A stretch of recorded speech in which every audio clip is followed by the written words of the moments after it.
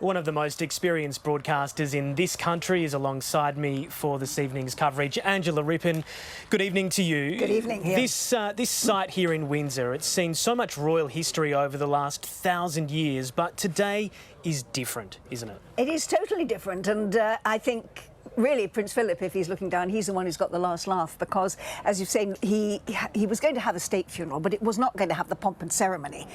He had a pared-down funeral that he'd planned. Even that had 800 guests, but this is the funeral he would have wanted, because there are only 20 guests because of the restrictions that we have here in Britain at the moment with COVID.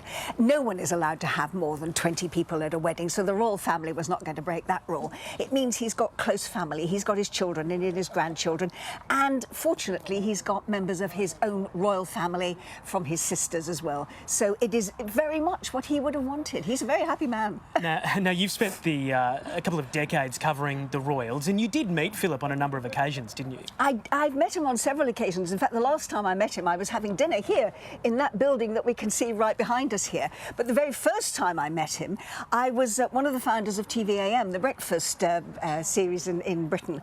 And I was sent live to cover the opening of Billingsgate Market back in the 1970s. And Prince Philip was coming to open it.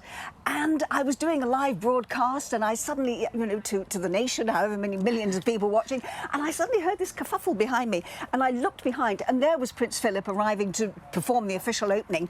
And I saw him across these trays of frozen fish.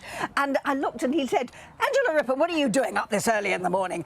And I said, I'm doing what you're doing, sir. I'm here to work. And he went, "Phew, well, we better get on with it then, hadn't we?" And I think that's what his feeling will be today, and for the family. Let's get on with it. It's a family occasion, a very solemn occasion for them. And actually, I suspect that the family are quite happy that it's tiny, because it means that the people who are closest to him, the people who love him, his own family, they will be there, and they are the only ones who will be there, and they will be paying their own very personal and private respects. And briefly, Angela, we'll see the royal family wearing regular morning suits today, won't we? Yes, we will. Prince Harry, of course, not allowed to wear military uniforms anymore, because he gave all of that up when he went to live in America and effectively withdrew from royal duties.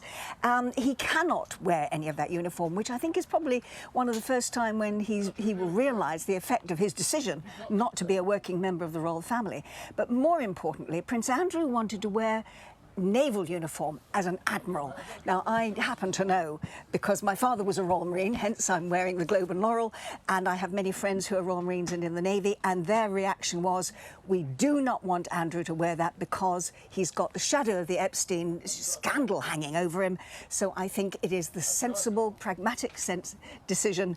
Everybody wears lounge suits. It's going to be an interesting day for this family from a number of perspectives, but overwhelmingly it is a sombre occasion.